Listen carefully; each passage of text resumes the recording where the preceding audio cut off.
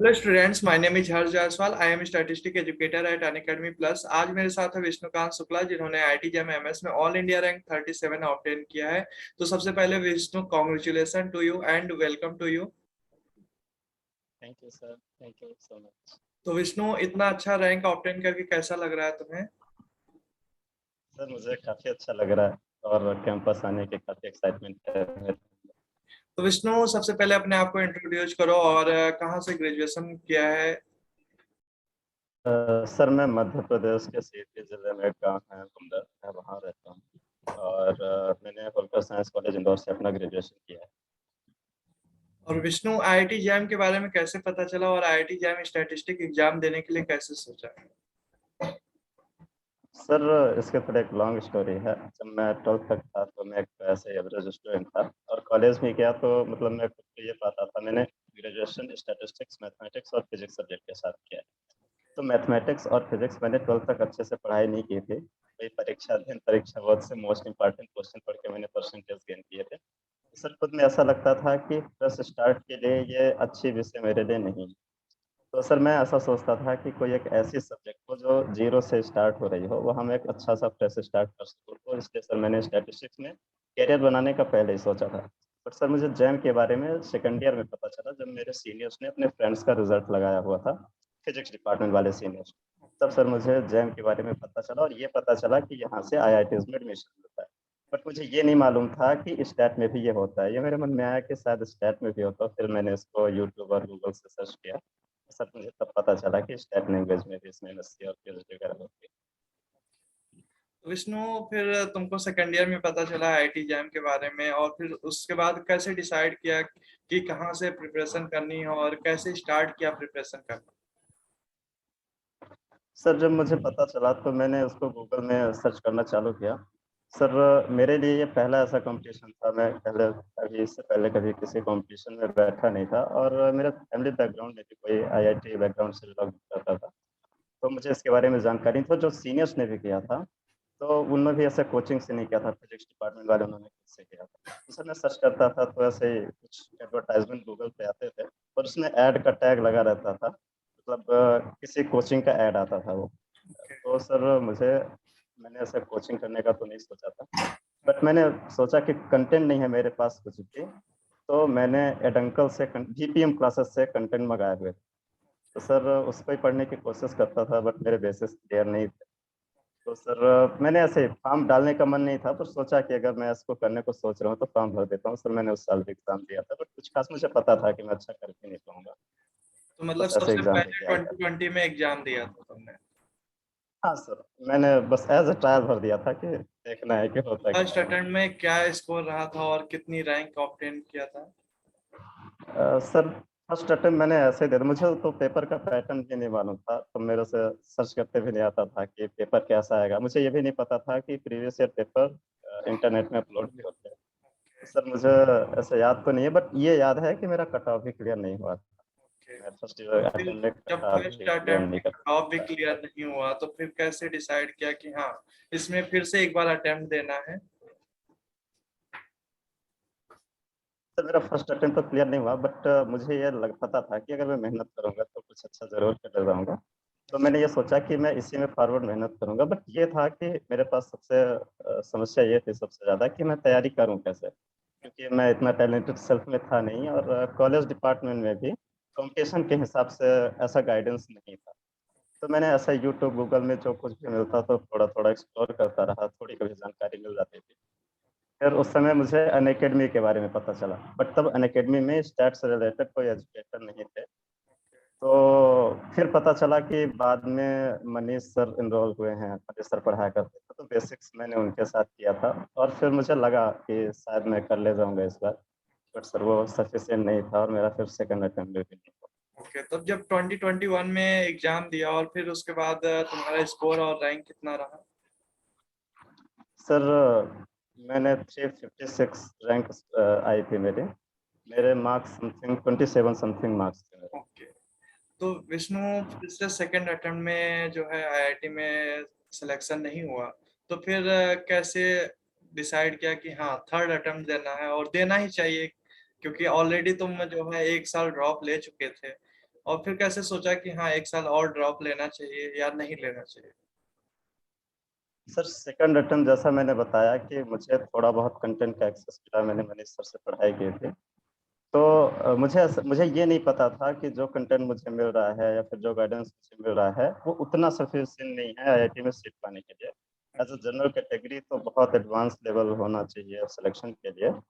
तो मेरे मन में एक इन्फिनिटी कॉम्प्लेक्स ये था, ये नहीं था कि मैंने मेहनत नहीं करी, ये था कि मुझे ऐसा एक्सेस नहीं मिला चीज़ों का, कंटेंट का एक्सेस मिलता तो शायद मैं कर लेता। मुझे खुद पे विश्वास था, एक पोटेंशियल मेरे अंदर था कि मैं मेरे को अगर कंटेंट मिलेगा तो मैं कर ले जाऊंगा। सर फिर ऐसा मुझे मतलब एग्जाम देके हम लोग घर आए और मुझे कोविड हो गया। मेरे साथ साथ मेरे पूरे फैमिली को कोविड हो गया, मैं ऐसे ही खाली रहता था पूरा दिन। तो मैं ऐसे सर्च कर रहा था तो मुझे आपका इंटरव्यू मिला। तो मैंने आपको मैसेज करा और फिर आपसे बात हुई थी, आपने बोला था कि मैं पढ़ाऊंगा। तो सर फिर आपके साथ पढ़ने लग गया और मुझे लगा कि मुझे दोबारा करना चाहिए। फिर मैंने घर में बात करी अपने मम्मी पापा से, उनको बताया कि एक ऐसा एग्ज़ाम होता है। उसके बाद मेरा वहाँ पढ़ने का मन है, तो मम्मी पापा ने बोला ठीक है तुम्हारा समय जाएगा तो किसी सही दिशा में तुम समय लगा रहे हो, खाली बैठ के तो लगा नहीं रहे हो, तुम बिल्कुल कर सकते हो। तो तो मम्मी विष्णु, पापा का काफ़ी जैसे अच्छा तुमने सपोर्ट मिला मेरे को तो। ज्वाइन किया, 1-2 क्लास ली, तो कैसे लगा कि हाँ जो लास्ट ईयर प्रिपरेशन थी उसके कंपैरिजन में इस बार की प्रिपरेशन और अच्छी हो सकती है? सर चूंकि मैं तैयारी कर चुका था तो मुझे ये पता था कि मेरी कमियां क्या है, मैंने क्या गलतियां की थी सेकंड अटेम्प्ट में, मैंने ऐसा क्या छोड़ा था। तो मैं ये देख रहा था कि जब आपके साथ में पढ़ रहा था आप उन्हीं चीज़ों को टारगेट कर रहे थे। तो मुझे लगा कि आपके पास मुझे वो चीज़ें मिल सकती हैं जिनकी तलाश में मैं हूं। और बहुत सारे ऐसे क्वेश्चंस थे जो मैं भी छोड़ देता था और छोड़ने को बोला भी जाता था कि ये ऐसा मत करो। जैसे किसी क्वेश्चन में किसी रिजल्ट तक पहुंचने की प्रोसेस, वो प्रोसेस बहुत हेल्पफुल होती है किसी दूसरे क्वेश्चन को सॉल्व करने में। तो आप उन प्रोसेस के थ्रू हमको पढ़ाते थे तो मुझे ऐसा विश्वास हुआ कि आप डेफिनेटली काफ़ी अच्छा मेहनत करेंगे। तो मैंने ऐसा सोचा कि मेरे पास एक अच्छा टीचर हैं तो मैं साथ में मिलकर शायद अच्छा कर सकता हूँ, तो मैंने दोबारा तैयारी करने की कोशिश तो आई थिंक तुमने जो है अप्रैल लास्ट में तुमने थर्ड अटेम्प्ट के लिए प्रिपरेशन स्टार्ट की थी। तो विष्णु, थर्ड अटेम्प्ट के लिए जब प्रिपरेशन स्टार्ट किया अप्रैल लास्ट से, और फरवरी तक का जो 13 फेब तक का टाइम था उसको तुमने कैसे डिवाइड किया कि हाँ इसमें जो है एक बार पूरा सिलेबस कंप्लीट करना है, फिर उसके बाद रिवीजन करना है, फिर उसके बाद पीवाईक्यू या टेस्ट सीरीज को लगाना है? सर क्योंकि मैं ये अगर अच्छे से कहें तो मैं ये दूसरा अटेम्प्ट ही था मेरा, क्योंकि जो कॉलेज के साथ साथ वाला अटेम्प्ट था मैंने ऐसा कोई कंटेंट नहीं था मेरे पास, मैंने केवल ऐसा फॉर्म भर दिया था कि फॉर्म मैंने को तो पेपर का पैटर्न भी नहीं पता था। तो अगर जनरली देखें तो ये मेरा सेकंड अटेम्प्ट। तो मेरे पास ये था कि मैंने पढ़ाई करी है, मुझे पेपर का पैटर्न मालूम था, कितना किसमें से कहाँ से कितने क्वेश्चंस आते हैं मेरे को सारा कुछ मालूम था। तो मैंने ये सोचा कि सितंबर या अक्टूबर तक मैं अपना सिलेबस कंप्लीट कर लेता हूँ, उसके बाद सारे पीवाईक्यूज जो इधर उधर से मिलेंगे उन सबको लगा लूंगा और फिर मैं जनवरी से टेस्ट सीरीज चालू कर दूंगा। ओके। तो विष्णु, जैसा कि मैंने भी जो है अपना जो कोर्स था अक्टूबर तक कंप्लीट करा दिया था, तो विष्णु उसके बाद जो प्रिपरेशन होता है उसको तुमने कैसे मैनेज किया? क्योंकि काफी लोग का डाउट होता है कि प्रिपरेशन कर लेते हैं लेकिन रिवीजन को जो है वो अच्छे से नहीं कर पाते, तो रिवीजन तुम कैसे करते थे? पूरा फिर से उठा के सर देखते थे या फिर बुक को उठा के रिवीजन करते थे? सर मैं बुक को तो ज़्यादा रिवाइज नहीं कर पाया था, क्योंकि मैंने ये देखा कि बुक में भी एक डेफिनेट लेवल तक के ही क्वेश्चन है। आपके क्लासेस में मुझे काफ़ी एडवांस क्वेश्चन मिल जाते थे और आप वैसे परमानेंटली जो रिवीजन कराते थे तो उन्हीं क्वेश्चंस के थ्रू मैं गुजरता था। और जो कॉन्सेप्ट या फिर जो तरीका जो प्रोसेस मुझे आपके क्वेश्चन सॉल्विंग से मिलती थी, तो डिफरेंट पीवाईक्यू सॉल्व करने की मैं कोशिश करता था खुद से भी, या फिर जो नहीं बनता था वो आपसे। तो सर क्वेश्चन सॉल्विंग में ही इतने वैरायटी के क्वेश्चन मिल जाते थे कि मेरा उनमें रिवीजन हो जाता था। दोबारा बुक सॉल्व करने ज़्यादा लंबी प्रोसेस थी, काफ़ी टाइम कंज्यूमिंग था, तो मैंने ऐसे पीवाईक्यूज और आपकी क्लासेस से क्वेश्चन प्रैक्टिस करता।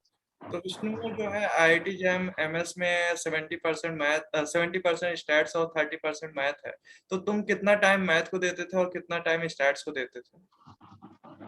सर ऐसा देखें तो स्टार्टिंग में जब हमने आपके साथ प्रिपरेशन करी थी तो आपने काफ़ी अच्छा टाइम मैनेजमेंट हमारा कराया था, हम से 12 घंटे पढ़ाई किया करते थे।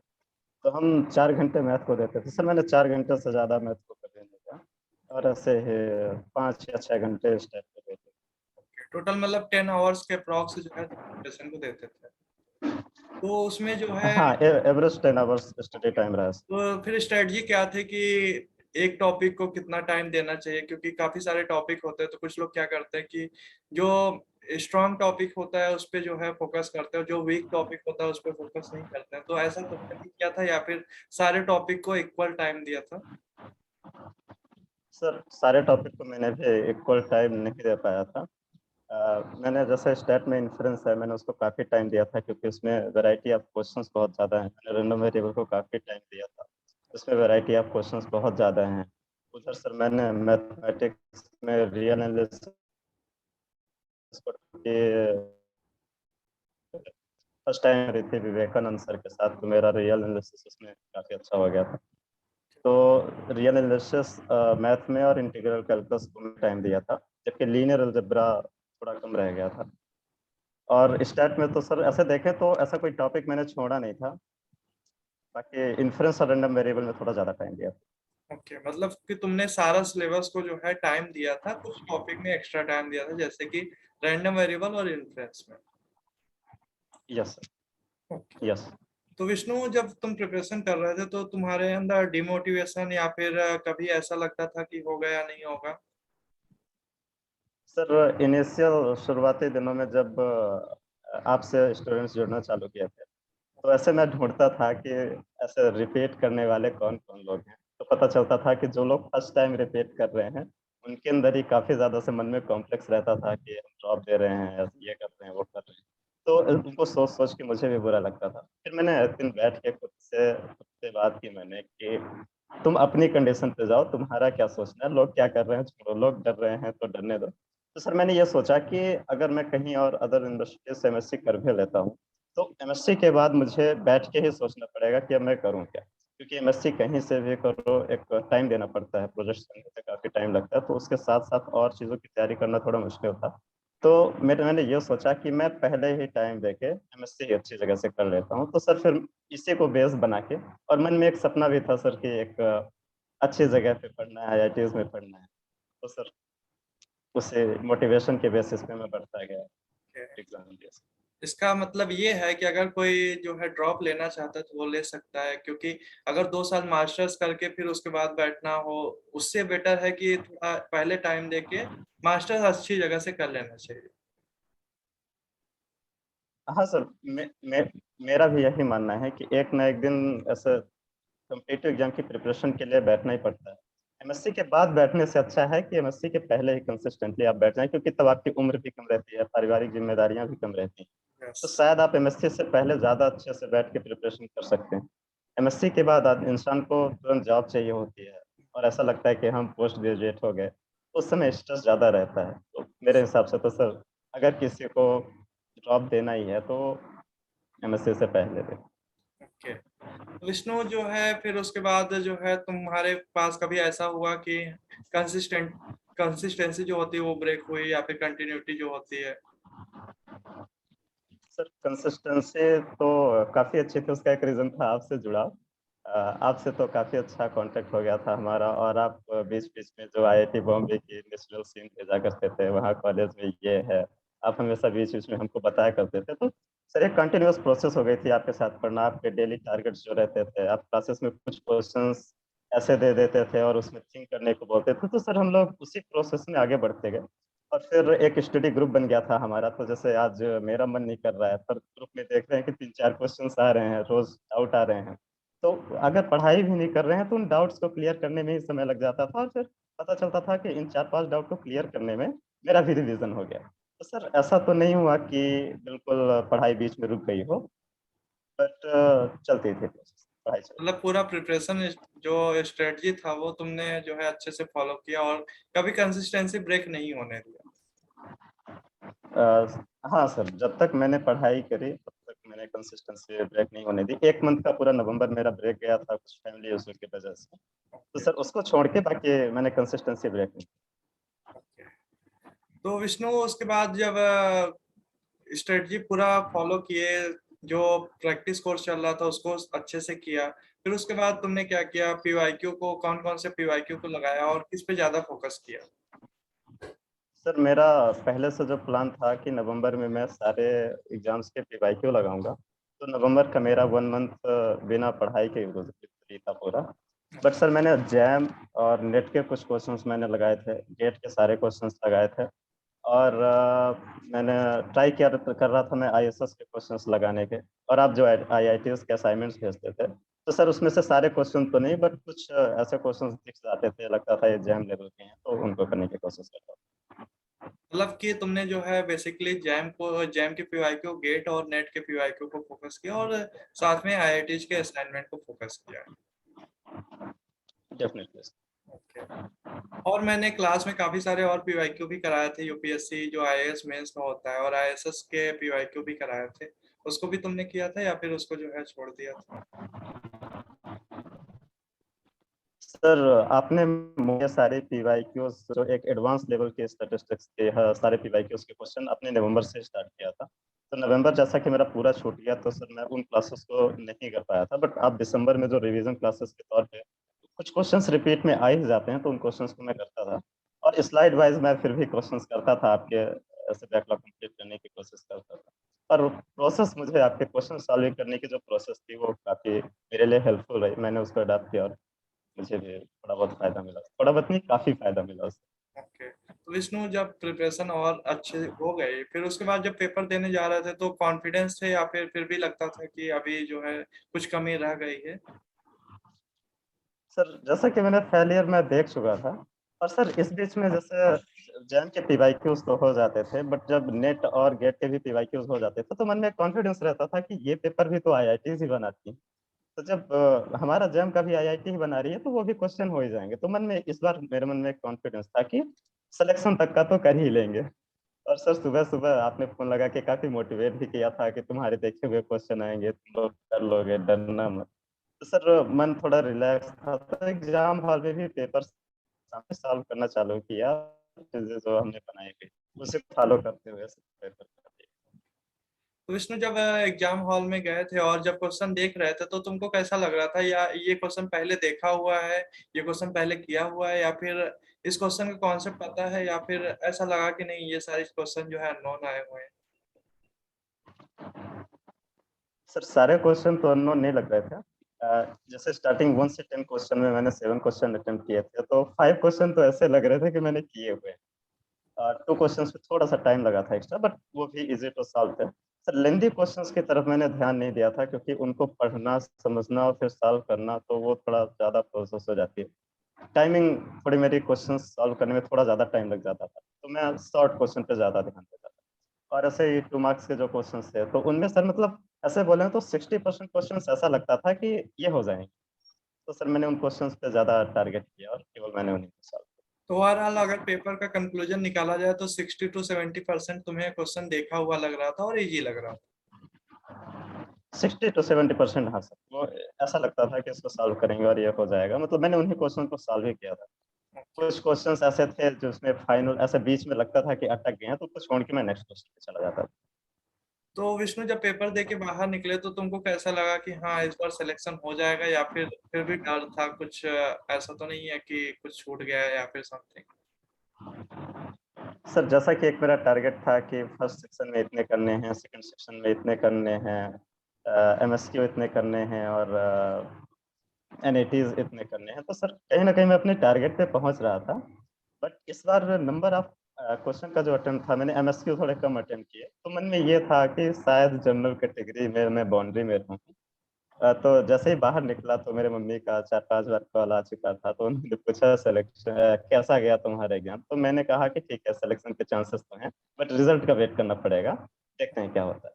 तो सर मन में ये कहीं ना कहीं था कि इस बार गया तो अच्छा है, पर एक डर भी था कि अभी से खुशियां मना ले और बाद में फिर नेगेटिव रिजल्ट आया। तो सर मैं रिजल्ट के इंतजार में था।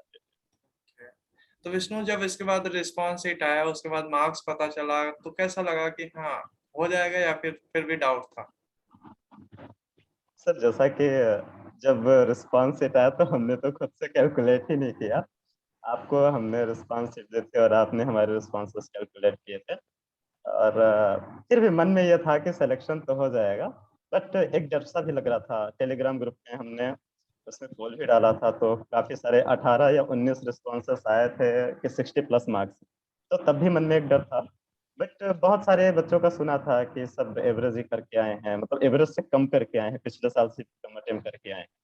तो सर वही, एक तो स्टार्टिंग के 15-20 दिन सबसे पूछने में गुजरे कैसा था पेपर। कोई बोलता था 2021 इजी था, कोई बोलता था सेम था।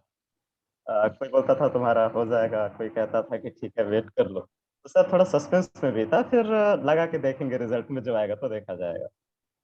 ओवरऑल कंक्लूजन ये था कि अब एग्जाम रिजल्ट आने से पहले तुम श्योर नहीं थे कि हाँ सिलेक्शन हो जाएगा। हाँ सर, क्योंकि एमएसक्यू सेक्शन में मैं उस टारगेट पे नहीं पहुंच पाया था। एक ये था, मैं मिनिमम क्राइटेरिया सेट करके गया था कि मिनिमम इतने क्वेश्चन मेरे को करने ही। तो सर एमसीक्यू में और एनएटी में तो टारगेट में पहुंचने में कामयाब रहा, बट एमएसक्यू सेक्शन मेरा थोड़ा सा खराब गया। अगर 50+ रैंक गई तो दिक्कत हो जाती है। तो सर थोड़ा सा मेरे मन में एक डाउट था। तो विष्णु उसके बाद रिजल्ट जब आया और तुमको पता चला तो कैसा लगा कि हाँ उस टाइम का जो मोमेंट था वो कैसा था? सर रिजल्ट आने से पहले तो काफी एक्साइटमेंट होती थी कि मिल जाएगा तो ऐसा होगा वैसा होगा, काफी खुशी होगी। बट एक मन में पीछे बैकग्राउंड में एक डर भी चल रहा होता है साथ साथ कि अगर शायद नहीं हुआ तो फिर क्या करेंगे। सर फिर यही कंक्लूजन निकलता था कि छोड़ो, रिजल्ट आएगा तो देखना। सर जैसे रिजल्ट एक तो टाइम से पहले आ गया, आपने कॉल किया कि रैंक क्या है तुम्हारी। तो ऐसे अचानक मेरे, ऐसा कोई पूछ ले कि रैंक क्या आई तुम्हारी, वो भी 22 को रिजल्ट आने वाला है 17 तारीख को ही। जैसे मेरे हाथ ट्रेमल कर रहे थे और मैंने रिजल्ट ओपन किया, देखा 37। मैंने आपको मतलब एक अलग ही आवाज में बताया 37। फिर मेरे मन में डाउट आया कि मोबाइल तो उल्टी नहीं थी कि मैं 73 को 37 बोल रहा हूँ। ओके। तो मैं फिर मोबाइल में उल्टी किया। तो सर उस टाइम पे थोड़ा मतलब ये तो था कि सिलेक्शन हो जाएगा ईडब्ल्यूएस में, अगर जनरल में नहीं होगा तो ईडब्ल्यूएस में हो जाएगा। बट एक ये था कि इतने 37 रैंक की मुझे उम्मीद नहीं थी। तो सर फिर मैंने आपसे, मेरे से जो ज्यादा नंबर पाए थे उनकी रैंक पूछी, मेरे से जो कम नंबर पाए थे उनकी रैंक पूछी, फिर इस कंक्लूजन में निकला कि नहीं 73 नहीं है 37 ही है। रिजल्ट फिर देखने तब से तक मैंने पहले घर ही वालों तुमको को मैं बता चुका। इन्फॉर्म किया था कि हाँ अंकिता का 18 रैंक आए तो जाहिर सी बात है तुम्हारा 30 या 37, 30 या 34 मतलब 40 के बीच में होगा। हाँ सर, खुशी और डर दोनों का काफी अच्छा कॉम्बिनेशन था। जब मैं 30 और 73 में कंफ्यूज था, मतलब नंबर पढ़ने में थोड़े से मुझे तो दिमाग को एक्सेप्ट नहीं हो रहा था, बट ठीक है सर, फाइनली वो 37 ही तो विष्णु उसके बाद जो घर का माहौल था और जो रिलेटिव्स और बाकी जगह का क्या माहौल था? सर सिलेक्शन के बाद अगर रिजल्ट आने के बाद मुझे अपने सिलेक्शन की खुशी नहीं थी, मम्मी पापा के फेस में जो खुशी थी, उनकी चिंताएं थी मेरे को लेके। क्योंकि इससे पहले मैं किसी कॉम्पिटिटिव एग्जाम में बैठा नहीं था, उनको भी नहीं पता था कि मेरा बच्चा कैसा है पढ़ने में, जैसे कंपटीशन में सर्वाइव कर पाएगा कि नहीं कर पाएगा। उनको भी मेरे करियर को लेकर टेंशन थी, मैं ड्रॉप भी दे चुका था। उनसे पूछ के दिया था, बट उनको टेंशन तो थी कि बच्चा क्या कर रहा है। सर वो लोग काफी खुश थे। तो रिजल्ट आने के बाद मुझे उनकी खुशी से खुशी थी, और ऐसे कोई वाइब से नहीं आ रही थी कि ठीक है चलो तुम्हारा हो गया। अब ये लग रहा था कि चलो तो कॉलेज मिल गई, अब हम वहीं के छात्र हैं। तो सर काफी, अब काफी अच्छा लगता है। ओके। पढ़ने का, काफी अच्छी जगह पे पढ़ने का मौका मिलेगा, आप लोगों के साथ आने का मौका मिलेगा, बहुत अच्छा माहौल है। तो विष्णु ओवरऑल अगर कंक्लूजन निकालें तो फिर तुम जैम 2023 के एस्पिरेंट्स को क्या सजेशन देना चाहोगे? सर मैं यही सजेस्ट करना चाहूंगा कि मस्त रहो, अच्छे से प्रिपरेशन करो। सबसे अच्छी चीज है कंटिन्यूटी ब्रेक नहीं होना। बिल्कुल कंटिन्यूअस रहो। अगर आप 4 घंटे भी पढ़ रहे हो, 5 घंटे पढ़ रहे हो, तो उसका थोड़ा सा टाइमिंग बढ़ा लो, 6 या 7 घंटे कर लो। बट इसको कंटिन्यूअस रखो। बीच में कि चिल करने जा रहे हैं, मूवीज देखने जा रहे हैं, इसमें क्या होता है कि दिमाग डाइवर्ट होता है। आजकल पेपर का लेवल थोड़ा थोड़ा इंक्रीज हो रहा है, तो थोड़ा सावधानी पूर्वक पढ़ने की जरूरत है। बाकी इतना प्रेशर नहीं लेना है कि चीजें बनने के बजाय बिगड़ जाएं, क्योंकि ये ऐसे कोई 12th का एग्जाम नहीं है कि आप क्वेश्चंस रट के और एग्जाम क्रैक कर ले जाओगे। आपको वहाँ डेफिनेटली दिमाग चलाना है। तो स्ट्रेस फ्री रहो और बढ़िया से खूब मस्त रहो, पढ़ाई करो। इसका मतलब है पॉजिटिव अगर इंटेंट के साथ अगर इस एग्जाम को प्रिपरेशन किया जाए और कंटिन्यूटी मेंटेन करके किया जाए तो ये एग्जाम ज्यादा टफ नहीं है और जो है ओवरऑल सिलेक्शन हो सकता है इस एग्जाम में। डेफिनेटली सर, पॉजिटिविटी बहुत ज़्यादा जरूरी, मुझे तो लगता है कि कोई भी एग्जाम हो एक पॉजिटिव एटीट्यूड बहुत ज़्यादा ज़रूरी होता है।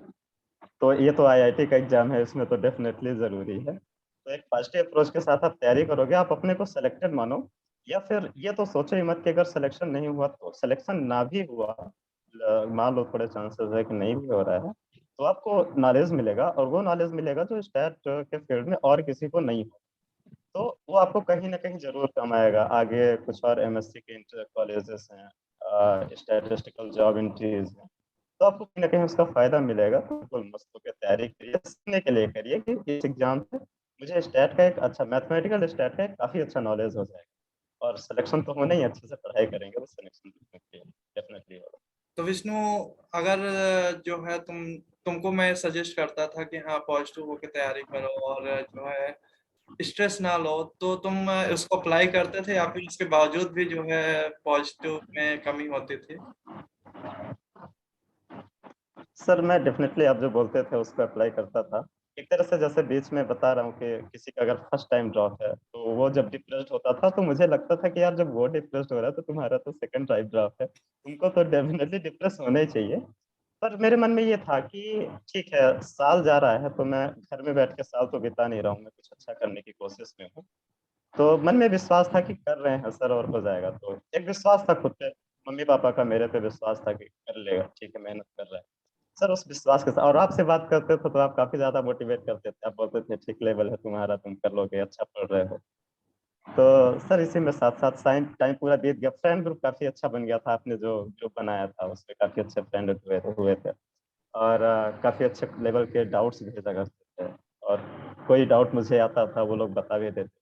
तो सर टाइम का तो पता ही नहीं चला, ऐसे मतलब सीखते कि अगर सिखाते देखा जाए तो एग्जाम का कुछ एग्जाम आ ऐसा गया। नहीं था कि अननोन जगह प्रिपरेशन हो रही है। अच्छा मतलब माहौल बना हुआ था इस ग्रुप के थ्रू, जिसके थ्रू मतलब कि कभी डिमोटिवेशन नहीं हो पाया था। सर माहौल तो ऐसा बन गया था जैसे हमने अपने 10th 12th ग्रेजुएशन साथ में करी हो, ऐसे सब डेफिनेटली बहुत दूर दूर की जगह के लोग थे। उड़ीसा से थे, महाराष्ट्र से, उत्तर प्रदेश से, और इधर काफी दूर दूर से लोग थे, गुजरात वगैरह के भी लोग थे। तो सर ऐसा कभी फील ही नहीं हुआ कि हम लोग दूर दूर से ऐसे कोई दिक्कत आती थी तो ऐसे एक दूसरे से बात करके स्ट्रेस दूर कर देते थे। किसी को कोई टॉपिक नहीं भी आ रहा है, किसी का छूट गया है, तो एक दूसरे से पढ़ लेते थे, पढ़ा देते थे। नोट्स की काफी ज्यादा हेल्प मिल जाती थी, कोई क्लास छूट गई जैसे नवंबर के टाइम पे मैंने आपकी क्लासेस नहीं करी थी तो बिल्कुल बहुत अच्छे से मुझे सारे नोट्स मिल गए थे, तो मुझे क्वेश्चंस मिल गए थे आपके। तो सर एक दूसरे के मैंने हेल्प करते हुए कंपटीशन की भावना आपस में कभी नहीं रखी, हमेशा खुद को अच्छा करने की कोशिश में लगे रहे। और सर ये खुशी की बात है कि हमारे ग्रुप से सबका ही सिलेक्शन। अपने ग्रुप से अप्रॉक्स लगभग 15 प्लस का आईआईटी में सिलेक्शन, आईआईटी बॉम्बे में सिलेक्शन, ये तो ऑब्वियसली ये बहुत बड़ी बात है। सब लोग साथ में, जो फ्रेंडशिप ग्रुप पहले से बना हुआ था वही ग्रुप यहाँ भी आएगा, तो अलग से फ्रेंड्स बनाने की जरूरत भी नहीं पड़ेगी और यहाँ भी वही हेल्प मिलेगी एक दूसरे से। डेफिनेटली सर, आपका जो पढ़ाने का तरीका था, जिस तरह से मैंने आप पे विश्वास किया, क्योंकि आपने तो बीच में बताया भी था कि लोग आप पे भी डाउट करते थे कि आप लोगों का सिलेक्शन करा भी पाएंगे कि नहीं, आप बीच बीच ऐसा बोला करते थे कि पढ़ो तुम लोग, मेरे भी आप में तुम लोगों को बोलना है, सिलेक्शन देना है, जिससे लोग चुप हों। तो ये भी था कि ठीक है, हम लोगों ने, आप टीचर थे हम आपको सर बोलते थे, बट एक फ्रेंड की तरह ही आप हमको ट्रीट करते थे, तो कोई भी दिक्कत होती थी, साथ ही बहुत अच्छा माहौल बन गया था पढ़ाई का, और काफी अच्छी दोस्ती भी हो गई। तो आप एक्साइटेड हो गए आईआईटी बॉम्बे में उस ग्रुप के साथ जो है पढ़ाई करने के लिए? सर फ्रेंड ग्रुप है तो फ्रेंड ग्रुप के साथ आने के लिए डेफिनेटली काफी ज्यादा एक्साइटेड हूँ। बाकी आईआईटी तो सर सबका ड्रीम होता है, मेरा भी ड्रीम था कि एक ऐसे प्रेस्टिजियस इंस्टीट्यूट में जाके पढ़ना है। और जैसा कि आप उससे नेचर, मेरा प्राकृतिक सौंदर्य से खास लगाव रहा है, आप उसका फोटो खींच खींच के ग्रुप में मोटिवेशन के लिए भेजा करते थे, तो सर उसके लिए भी एक्साइटेड हूँ। ऐसे रात को साथ में चाय पीने के लिए एक्साइटेड, काफी एक्साइटेड हूँ सर, पढ़ने के लिए भी काफी एक्साइटेड हूँ। मैंने सुना है कि काफी अच्छे प्रोफेसर वहाँ अच्छा दिया करते हैं, एनपीटीईएल में मैंने देखे हैं कि जिससे कोई प्रॉब्लम हुआ तो सब बोलते हैं कि एनपीटीईएल के लेक्चर देखो, और अब लाइव लेक्चर देखने की बारी है तो सर काफी खुशी हो रही है। तो विष्णु, अपना ये जो क्रेडिट है आईआईटी जैम में सिलेक्शन का, उस उसमें किसको किसको इन्वॉल्व करना चाहोगे? सर डेफिनेटली तो सबसे पहले मेरे पेरेंट्स, जिन्होंने मुझे कभी स्ट्रेस नहीं दिया तुम क्या करो क्या नहीं करो, मैंने जो प्लान बताया उन्होंने डेफिनेटली मेरे पे पूरा विश्वास किया। बोले तुमको पैसे रुपए समय कोई दिक्कत नहीं है, तुमको जो करना हो करो। और मेरे टीचर्स जिन्होंने मुझे वहां तक पहुंचाया कि मैं इस एग्जाम के बारे में सोच सकूं। और फिर सर सबसे ज़्यादा क्रेडिट आपके साथ हो जाता है। आपने एक फ्रेंड की तरह ट्रीट किया और जितने अच्छे गाइडेंस ने आपको इनको दिया। तो सर उसी के कारण आज हम यहाँ हैं। Special thanks to you. Thank you to you मेरे पे ट्रस्ट करने के लिए। और सबसे पहला जो है कांटेक्ट तुम्हारे से ही हुआ था, क्योंकि जब मैं स्टार्ट करने का सोच रहा था कि हाँ मैं जो है स्टैट्स का कंटेंट प्रोवाइड करता हूँ, तो आई थिंक उस टाइम पे तुमने कांटेक्ट किया था। और फिर जो है सारा ग्रुप वगैरह तुमने ही फॉर्म किया, और सारा मीट जो अरेंज होता था उसको तुम जो है हैंडल करते थे, क्योंकि ये मैं अकेले सर तो सारा कुछ हैंडल नहीं कर पाता, लेकिन तुम काफी सपोर्ट किए मुझे भी। सर मुझे आपके अंदर वो कॉम्प्लेक्स मुझे आपके अंदर भी दिखा था कि आपको कंटेंट नहीं मिला, आपको वैसा गाइडेंस नहीं मिला, बट आपने तब भी इतनी अच्छी रैंक लाई थी। तो कहीं ना कहीं आपके अंदर ये था कि मुझे नहीं मिला, बट नेक्स्ट जो हमारे जूनियर्स हैं उनको मुझे कराना है। तो आपसे बात करके मुझे ये तो लग गया था कि आप काफी डेडिकेटेड है। आप तब अनअकैडमी में भी नहीं थे।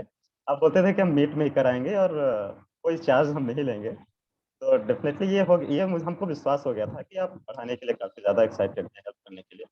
सर फिर क्या था, ग्रुप बनाए, लोग जुड़ते गए, और यही समस्या सबके साथ थी। क्वालिटी कंटेंट जिस लेवल का स्टेट में चाहिए होता है वो शायद बहुत कम लोगों को मिल पा रहा है।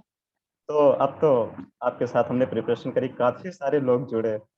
बाकी आपको भी टाइम नहीं रहता था, आपका भी एकेडमिक्स रहता था, तो मुझे लगता था मैं भी आपकी जितनी हेल्प कर पाऊँ तो करूँ। तो मीट वगैरह मैं अरेंज कर दिया करता था। तो सर काफी अच्छा माहौल रहा, समय बहुत जल्दी बीत गया। मतलब जॉब का समय तो गुजरता नहीं है, टेंशन में जाता है, तो ऐसा कुछ टेंशन नहीं हुआ। ये लगता था कि काफी अच्छा कर रहे हैं, कुछ क्रिएटिव भी कर रहे हैं, बीच बीच में कुछ जस्ट भी ऐसे गूगल फॉर्म बनाना, ये करना। पढ़ाई पढ़ाई तो डेफिनेटली ही नए नए क्वेश्चंस मिलते थे, नए अप्रोच मिलते थे, तो सर काफी अच्छा माहौल रहा। लगा ही नहीं रहा कि हम लोग ऑनलाइन पढ़ाई कर रहे हैं, ऐसा लग रहा है कि फ्रेंड ग्रुप बैठ के हमारा पढ़ाई कर रहा है। कभी अननोन की तरफ फील ही नहीं हुआ कि हाँ, मेरे को भी कभी ऐसा नहीं लगा कि हाँ मैं किसी अननोन को पढ़ा रहा हूँ। हर तरह से सपोर्ट मिलता था, और मुझे भी अच्छा लगता था कि मैं जब भी मतलब लगे कि हाँ पढ़ा देना चाहिए, तो गूगल गूगल मीट पे भी मैं पढ़ा देता था। तो ओवरऑल अगर कंक्लूजन निकाला जाए तो काफी अच्छा लगा। और इतने सारे बच्चों का सिलेक्शन भी हो रहा है, और सारे लोग आईआईटी बॉम्बे आ रहे हैं, तो मुझे भी काफी ज्यादा एक्साइटमेंट है कि जल्दी से जुलाई का मंथ है, और साथ में जो है हम लोग जैसा कि मैंने बोला था जिसका सिलेक्शन होगा ताज में पार्टी दूंगा, और ऑब्वियसली मैं उसका वेट कर रहा हूँ, जल्दी से सब लोग आओ और ताज की पार्टी करते हैं। डेफिनेटली सर, इससे पहले मैंने भी नहीं सुना था कि किसी का भी शायद ही इतना बड़ा फ्रेंड ग्रुप साथ में कभी आईआईटी गया होगा, बट आपके कारण ये पॉसिबल हो पाया है। इतने सारे लोगों का, 15-20 लोगों का हो रहा है। और शायद 12+ तो शायद आईआईटी बॉम्बे ही जा रहे हैं। 12+ तो ठीक नहीं, है, आई थिंक काफी अच्छे 15 फ्रेंड्स वहाँ प्लस रहे। जो है आईआईटी बॉम्बे आ रहे हैं।